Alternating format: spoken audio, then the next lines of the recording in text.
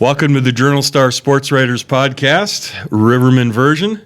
And we got some people in here today. Andrew Mossbrooks, our voice of the Rivermen team, back from a journey to Chicago. Yes, sir. Jean-Guy Trudel, Dave, head coach. Good to see you. Nice seeing you, buddy. And Cody Dion. Hey, thanks for having me. Big winger, Cody Dion, who we're going to talk to a lot today. I'm excited. All right. I am too, bud.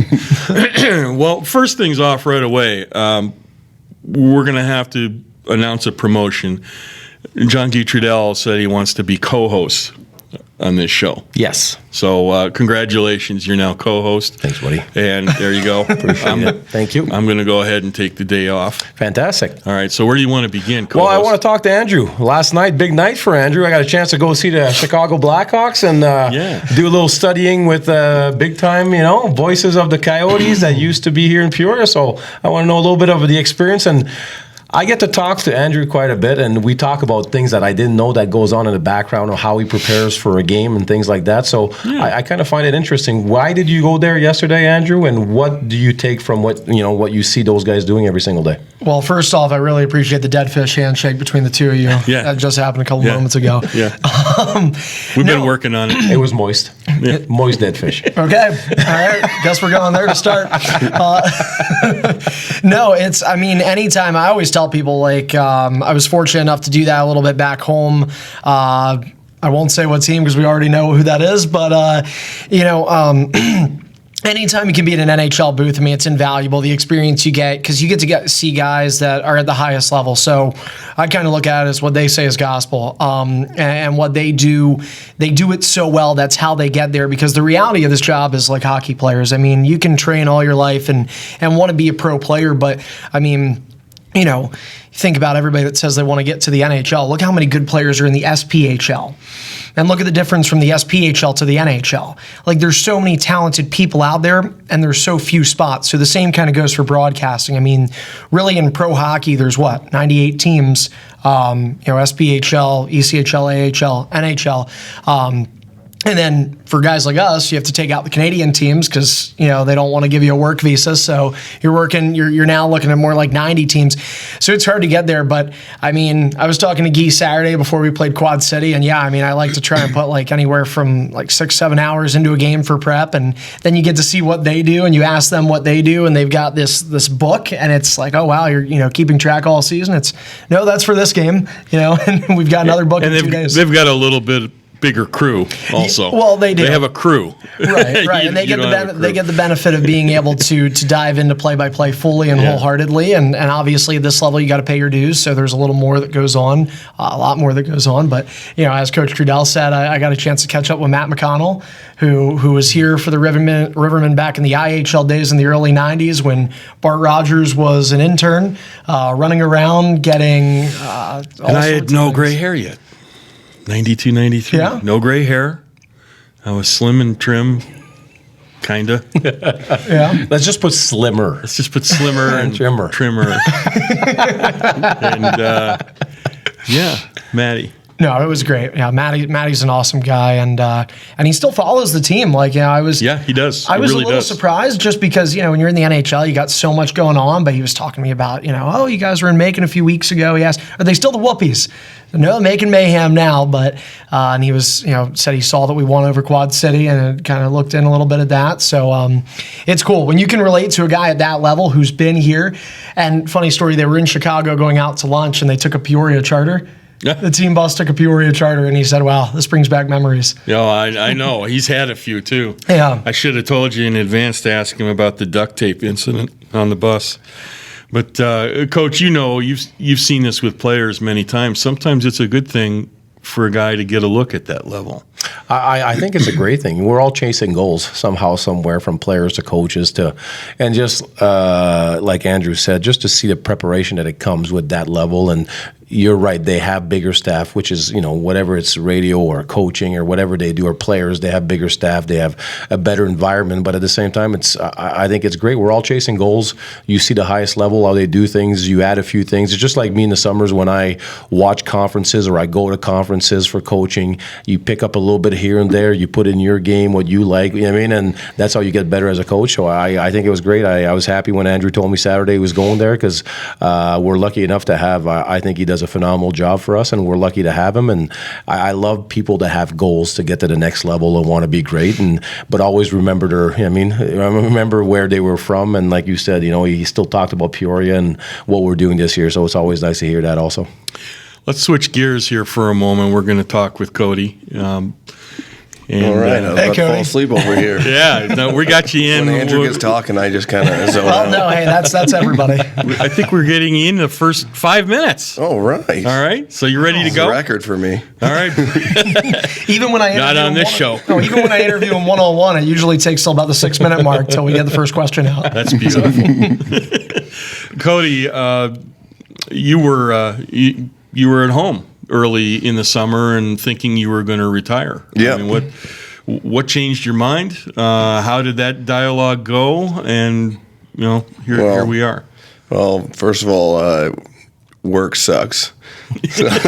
So if you get to play a game of hockey, you got to jump on the opportunity. But yeah, I thought I was done, and I was working back at the barbecue restaurant. Say the name. Bird Dog Barbecue. Yeah, boy. Best barbecue in Colorado Springs. All right. And I was also working for a sprinkler company, installing sprinklers and stuff, being out in the sun.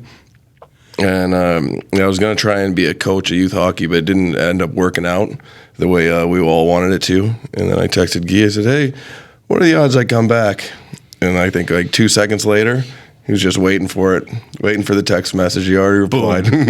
Done deal. Yeah, so it was pretty much about as fast as it was. We talked a little bit about paying your dues and having a long range goal, and right. You certainly paid yours in what was the Federal Hockey League, low A, and you were playoff MVP in 14-15. Found your way to Pensacola, and then they cut you loose, and from there it was a bit of a rescue, sight unseen. You hadn't met Cody yet when you brought him in. I haven't met Cody. As a coach, when you're about to do something, you always watch a little video, and I didn't know his personality. I didn't know anything about him. I was just bringing him in, and when I brought him in, I just kind of fell in love with more. I love the way he plays, but I like the person mostly. I mean, he's a great teammate, a good person, leadership guy. Those guys that you have that they bring everybody together. You know what I mean? And then the hockey part, of course, he does a lot of great things that we need in Peoria. But we talk about the way we build things in Peoria. We want good people first, and Cody felt that he just fit that mold. And then we were lucky to have him. I lost him last year, unfortunately, and then this summer when Cody was about to be a coach in minor hockey, he's like, can I, just talk to you, or do you have information what I can do to, get better at this? And my players become my family, so I was like, anything you need, man, I'm going to send you. I call it my Bible. I have my thumb drive with all hockey information that I learned, that I put together over the years, and I give that to a lot of players that want to get in coaching. And I think it's just a good little tools to kind of get on track. And there's all kinds of things from skating drills that I video myself doing and stuff like that. And then all of a sudden he called me again, and he got a text and saying that didn't work out the way you wanted, and what if he decides to play? And it still was a hard decision, but getting a person like Cody back here, I was it took me about a minute and a half, and I was like, yep. And I said, you're in, buddy. And then it's just about negotiating salary and then a few things like that. But no, we're excited to have him back. He's like I said, as a hockey player, I think this year we had a little bit a longer kind of plan for Cody, just because he was supposed to retire, and then he came back and he had a few problems. Big Cody's a big body that sweats a lot, so we kind of have a plan for Cody to make sure that this season we do whatever it takes to get him absolutely as a top condition, top everything when the playoff starts, because I know he loves the playoffs. He's a playoff performer, and he came back and beat us. He came back to beat us last year, and this year we're happy he's on our side. That's for sure. You were telling us before we got on the air here about the first time you saw him when he came in the building in Carver Arena. Oh, it was just the biggest smile. I was sitting, and I think I was watching morning skate of the other team. Knoxville. And skate. and he just came in, and there's just a giant of a man, and he's like, I got one here. He's like, hey, coach, and already he just has that personality. You know what I mean? Just happy and just happy-go-lucky, and it's just we shook hands, and from that day on, I fell in love with the person, and I'm happy he's back here. He. We spoke my first podcast, I think, of just enjoying every day because guys like Cody and Hags and Scroves, I don't know how long I'm going to have them. So every day I make sure I come to the ring enjoying these guys because that old school mentality that those guys have, it's not always there anymore. So it's kind of nice for a coach to have that in your locker room. Cody, you're in Pensacola, and as happens in this game a lot, you're out of a job, you're back home working at Bird Dog Barbecue. And by the way, what were you doing there? What was your job there? Oh, it's a cafeteria style. It's Oklahoma style. So I prep the meat and then put it on the sandwich bun or like the entree portion, and then pass it to the middle guy, and he gives you your sides. And then there's a register person that. Oh, so he's a playmaker there too. And don't you also put the meat on the grill or the they don't let me do that. They don't let you do that. No. You got to get up too early in the morning for that. So no, that's you draw the line right there. Yeah, but I just prep it and everything, and take all the fat off and make sure it's the good. So you get a call while you're there from this guy. Yep. And you have to make a decision, like jump back into to hockey. I mean, what did you know about Peoria, if anything, or the SPHL? What was that initial contact like for you? Well, I knew the SP because I was in Knoxville and Mississippi, the River Kings before. Yeah. But I never played against Peoria. I've never been here, so I didn't know anything about it. But I knew Mike Donnellan from Watertown. Okay. So then I talked to him a little bit, and he's Former like, Rivermen defenseman. Yeah. Yeah, he's like, you're gonna love it here. It's awesome, good group of guys. So they flew me out the next day. And the rest is the rest. Yeah, the rest is history. And I think Cody, that was what, 4 or 5 years ago, 4 years ago. 4, yeah. And I think we've changed a lot as an organization too. I think as players we try to get the league better. has changed a and lot. I think we try to get better. And at the time, I think Andrew actually made the phone call because I was busy, and I said, Andrew, call this Cody Dion, see what he's doing. And I.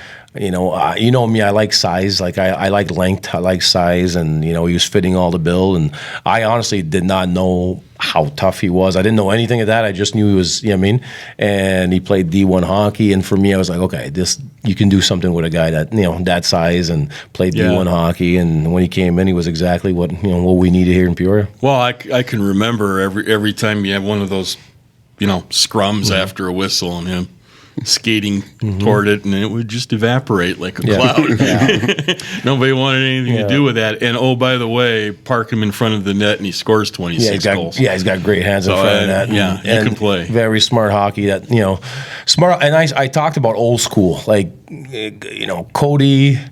I don't think anybody really likes to fight. I think Cody's just old school, understanding that if he just has to have a little chat with somebody that is getting a little rough with certain players, he just does what he has to do to make sure he keeps the peace out there and we can play hockey. Because every year I feel like we have a pretty good hockey team that can play hockey the right way. And if something happens, well, you always have Big Cody just to have a chat and say, listen, if this continues, we might have to do something about it. And usually people, when they see Cody coming, they respect him enough to understand that, you probably don't want to mess with him. So then they just, we can just play hockey. And that's why all, guys like Cody and old school guys like Hags, they know when the game's going a little sideways and they're trying to intimidate us or intimidate our, our scores or stuff like that. And they know what they have to do to make sure that we keep peace on the ice and we can just play hockey and do what we do best. Well, like McCormick got knocked around a couple of times Saturday night. So. And unfortunately, Hammy's suspended for a game, but at the same time,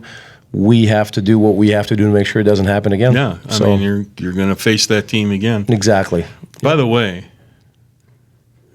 and this is a number that's hard to get your mind around. Quad City, in 2 years in the AHL against Peoria, last year in this league, and so far this year, the Rivermen are 19-1-1 in Peoria all time against Quad City. Wow, that's crazy numbers. 19-1-1. Crazy numbers. Got to remember that one for the next game. Yeah, and it's not much different over in quad either. So a lot of success there. But anyway, you, sir, growing up in Colorado Springs. Yeah.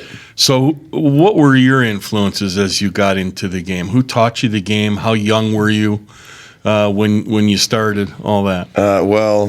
My dad, he played. Right. And so I think I probably started playing roller hockey when I was like 4 or 5. I didn't want to play ice hockey because it was too tough.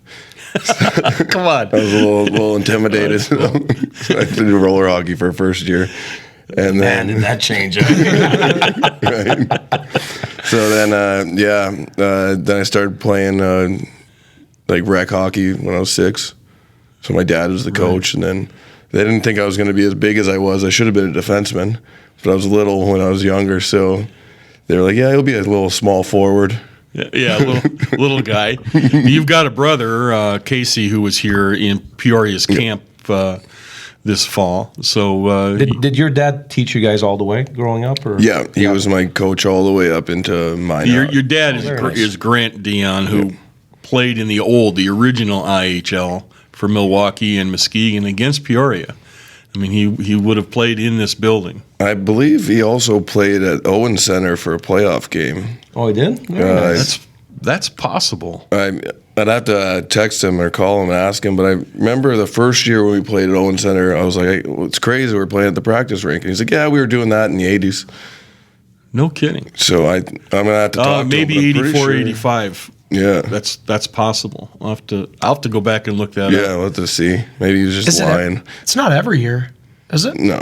Oh, no. That was, rare. Very rare. Okay.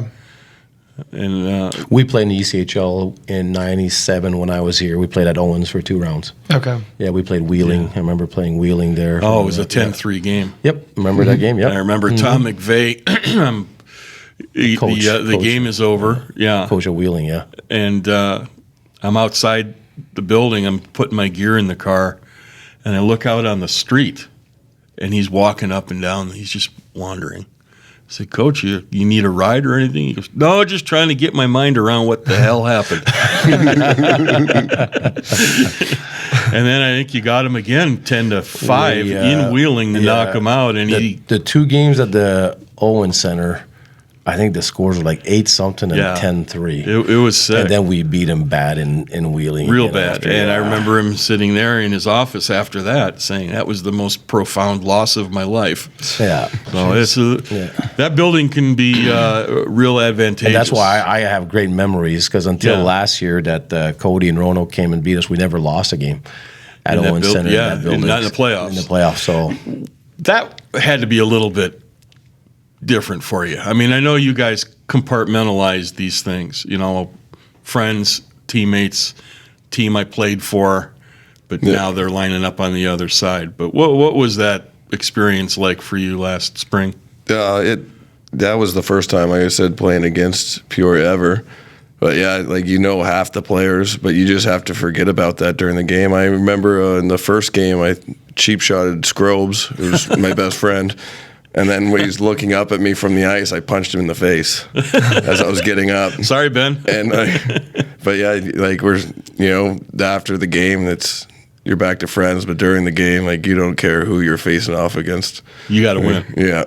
Right. Yeah. Exactly. The big controversy over Selection Sunday, if you will, and Peoria choosing Roanoke as an opponent in the first round. Were you guys really that offended by that? I think we saw it coming because of the regular season.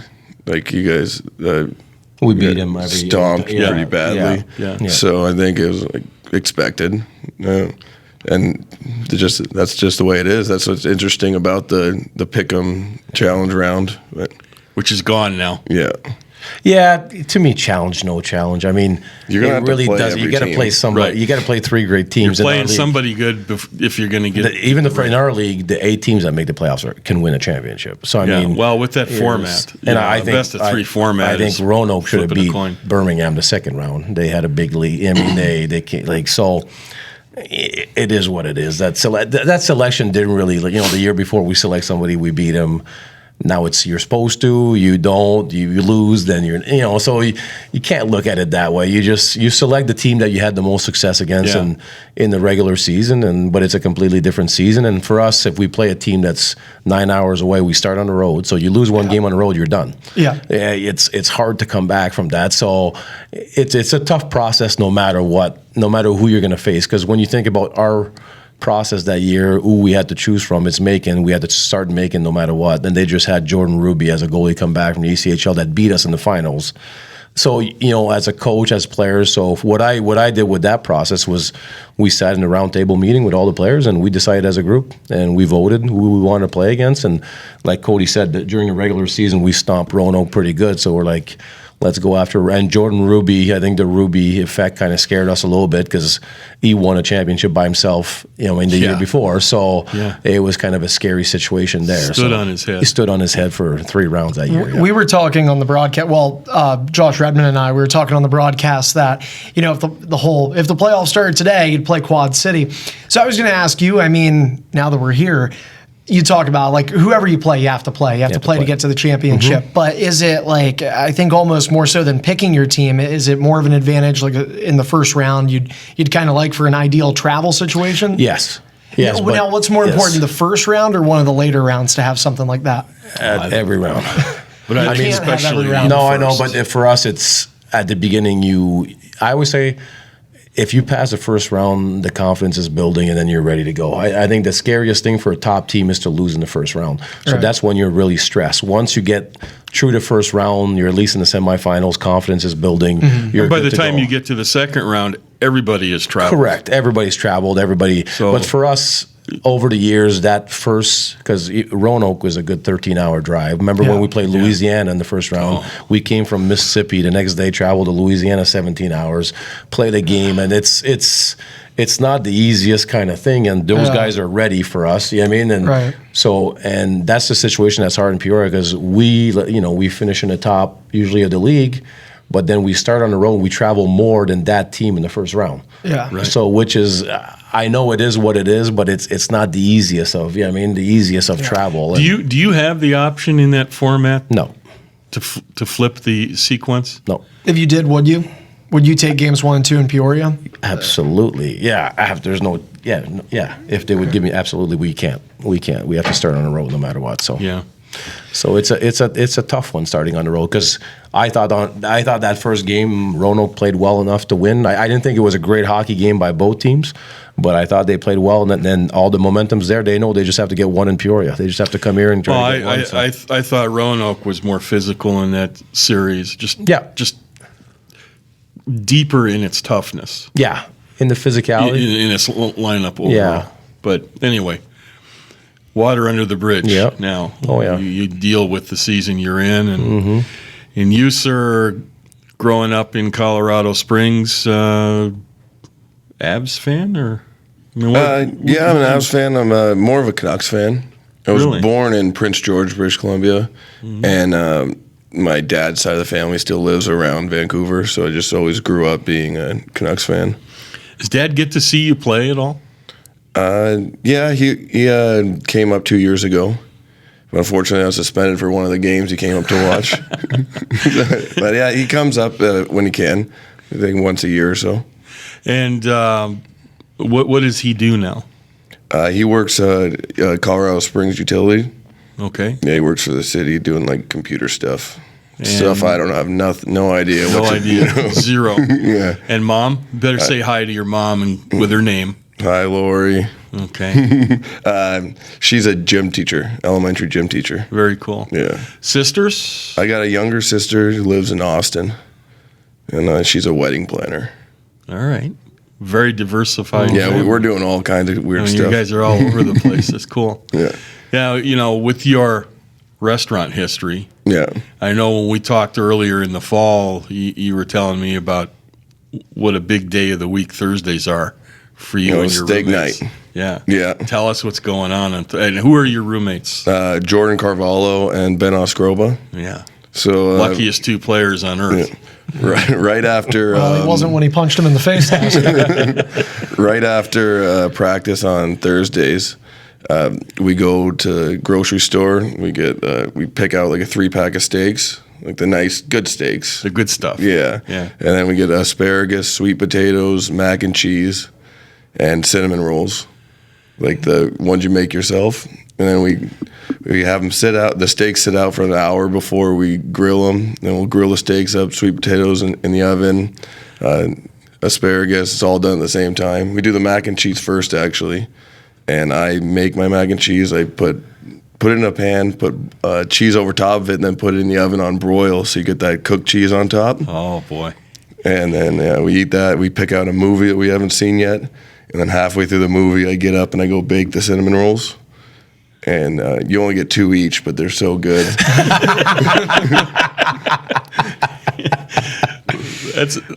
I'm ready for lunch, guys.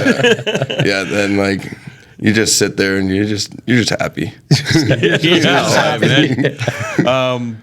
What movies have you guys seen so far? Oh, we've seen everything on Under the Sun right now. Last week we watched The Invitation. Ooh, that's good. It's they go to a dinner party. Is that the one? Yeah, But they kill everybody. Yeah, it's so it's like pretty cool. Yeah, It's a this before. Cool movie. Kill everybody? They pretty much try to kill everybody. Yes. Maybe we need to do a weekly Cody's movie reviews. Yeah. This could go somewhere. Fine. I'm actually off. Like we rotate who picks them, and I'm actually not allowed to pick anymore after the fiasco. The last one I chose. Which one was the last? I don't know what it was. I'm not sure if it was on Amazon Prime or something, but it looked pretty good, and it said it was a thriller. But it was just this young movie? This young boy and his older neighbor were driving like into the woods, and they killed the dad or something. And nothing really happened the entire movie. They were just in the woods walking around. Wasn't much of a thriller. And then the kid found himself on like a farm, and then the police came, and then that was pretty much it. It was so I'm off the movie page. Was it Kevin Costner? No, Okay. That was no name actress. So it was a B movie. Yeah. It was a B movie. What are we doing here? Cody critic. I like it. Yeah, Cody's corner. Yeah, I think we have to do it. sounds good. Cody's movie night. You know, growing up, favorite player? Todd Bertuzzi. Bertuzzi. Yeah. And if you could skate an NHL shift, one shift, who would you have on your line? Naslin and Bertuzzi. Yeah. Well, you're a real Canucks fan. Yeah. Pure. Yeah. It's always interesting. I like to ask guys that, 'cause That's a I good think question. it Yep. reveals a lot about their mindset to the game. So you would be the sniper. Yeah. Bertuzzi would be the heavy guy. in the Yeah, corner, he's the physical and then guy. Naslin would pass you the puck. Yeah. And then if anybody messed with me, Bertuzzi would jump him. We'll jump. Literally. Well, you said Canucks. I'm surprised it wasn't Daniel and Henrik. No. No? No. They don't play Cody style. Yeah. Okay, fair enough. No. Do you think you could get them to play your style? No. No, No? not a Okay. chance. No. Just call a timeout. The official let them know, hey, we got to talk. Not a chance.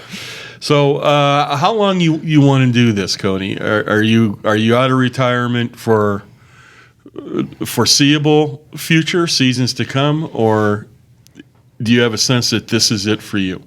Well, that's always a hard question because, like throughout the season, your body might get worn down or an injury where you're just like, I don't know if I can play anymore. And then you find that the next wind later on the season, you want to keep going. And in this type of league with like vet rules and all that kind of stuff, like, there's a lot of different factors to come into play.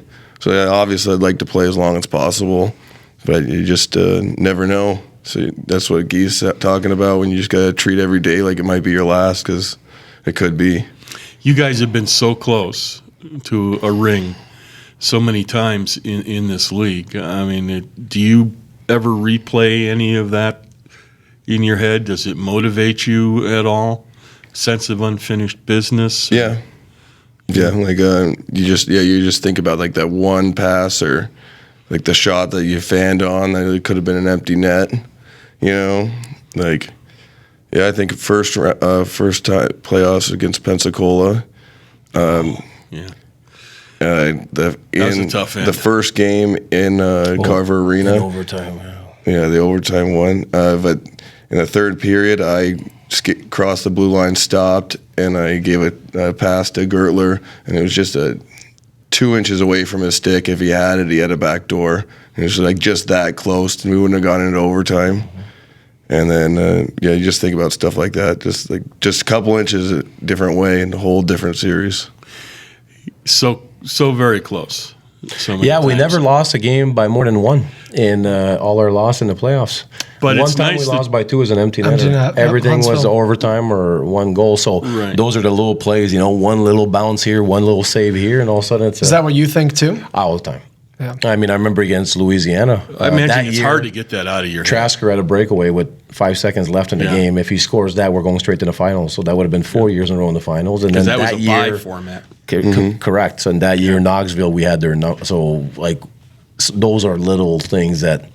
we talk about Ruby. I remember even in Macon, he made in the third period 6 saves.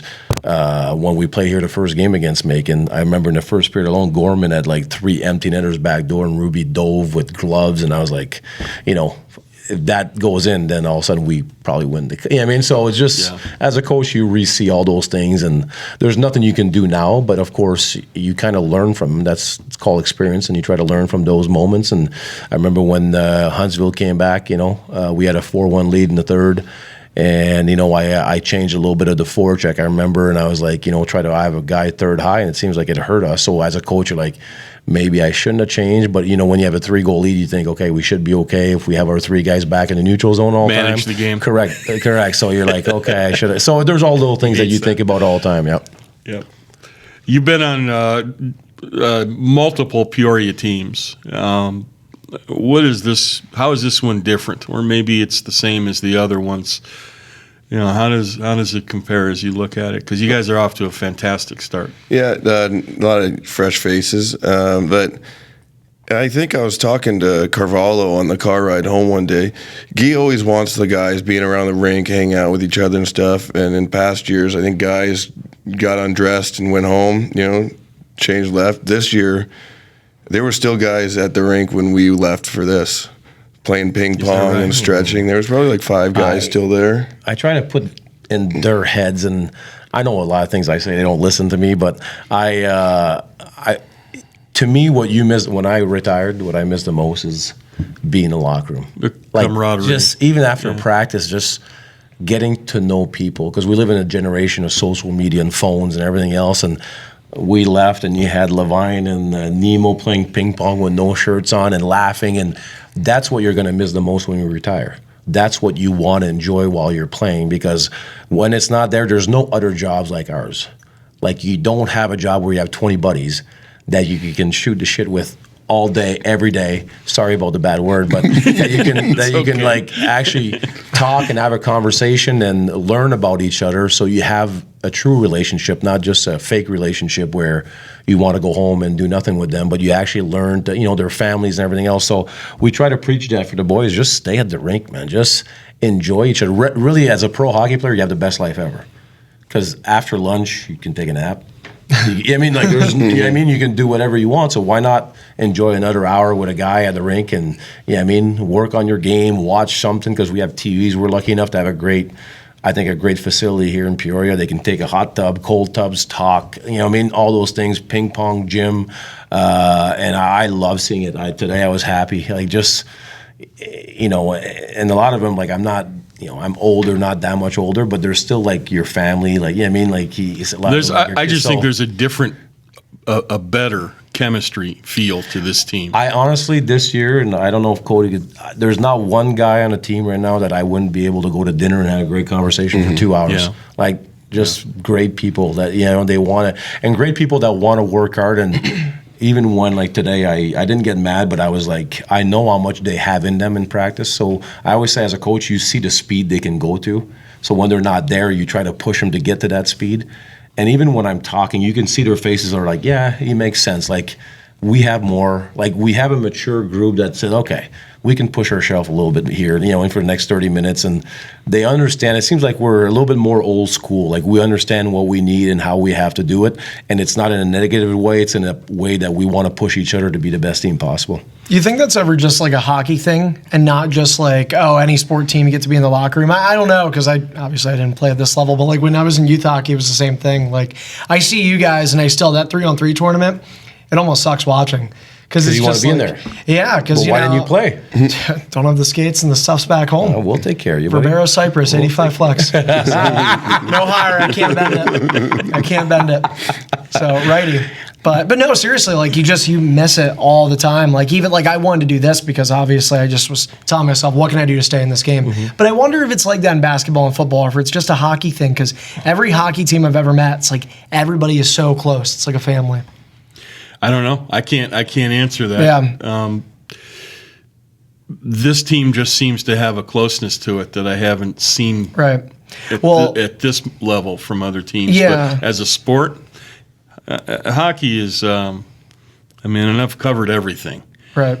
Hockey is a different culture. It's, it's unique. truly a brotherhood. And it's probably the thing I like best about the sport. Yeah, I think the thing what Coach is saying too, I mean, like even going down there, something as simple as like interviewing kids or interviewing, well, some of them are men, but we've got a good age range. Yeah. But, like nobody is angry. There's no eye rolling, even if it was a tough day of practice or a long day or whatever. Like everybody's willing to talk. They're great Everyone's willing guys to have work fun. with. Always have been. Yeah, it's fun. You can just sit down there and I won't say shoot the, like he did. We already lost your job. So You picked that kind of stuff up in Europe all those years. Yeah. You played in Europe, didn't you? I played 2 years in Finland. Finland? Yeah.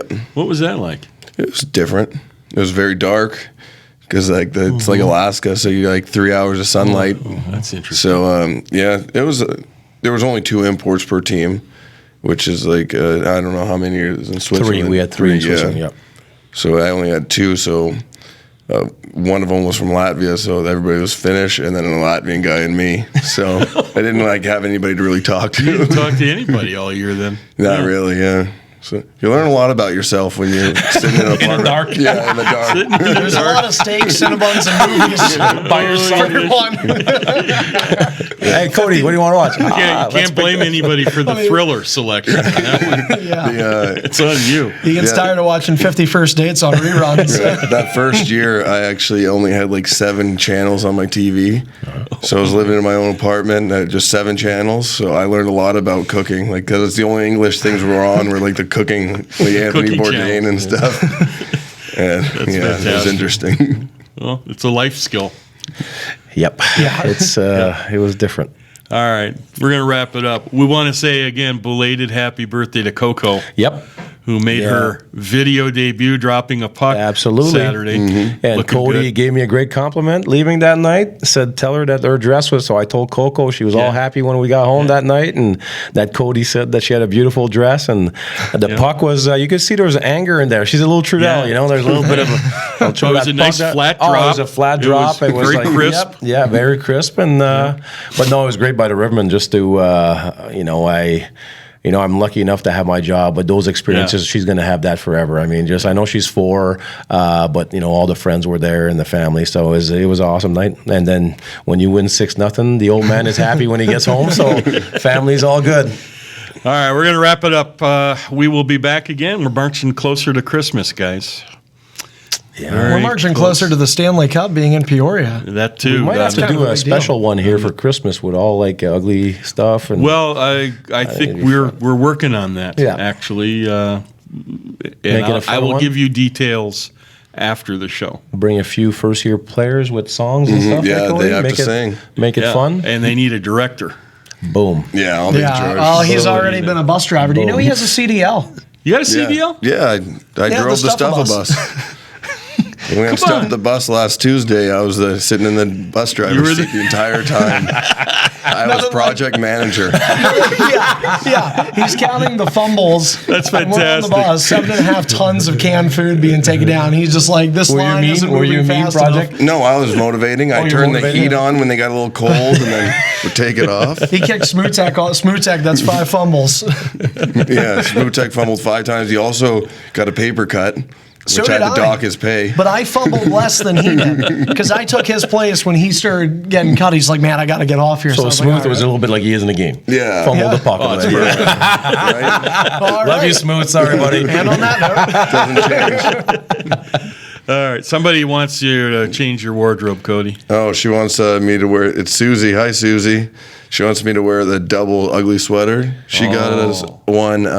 Me and Scrobes, 2 neck holes, 1 sweater. Can you believe it? We're bringing that in here. Oh, that's Is it a V-neck? No. I think we have a picture of it. All right. That's going to do it for the Journal Star Sports Writers podcast. We do these every week with the Rivermen. Check us next week on our sports Facebook page. We come on live, and everything there is archived. Can you please still announce official? All right. Okay, thank you. For my co-host, Thank you. Jean-Guy Trudel. Thanks, Dave. When do I get to be on the bench as an assistant coach? Whenever you want. I told you that before. No, Do that's you not have a true. suit, though? Do I have to go Do you buy have a a suit? suit? Yes. I could use the one I'm going to be buried in. mine are coming out of the dry cleaners Well, if tomorrow. we lose when you're on the bench, you will be buried. You will be buried. No kidding. Can I run lines? That's all you got to do with these guys. They're that go. good. You Yeah. just go, man. Just go. Just call for a goaltending change, like in the middle of the game, like media timeout. I'm No, not getting we're in their going there? head. Those guys are was too wacko fun. to begin with. No. Andrew Mossbrooks, thank you. Thank you. Cody Dion, Thank you. It was a as pleasure. always, great to have you in here. And our spectacular engineer, Matt Dayhoff. I'm Dave Eminian. We're out.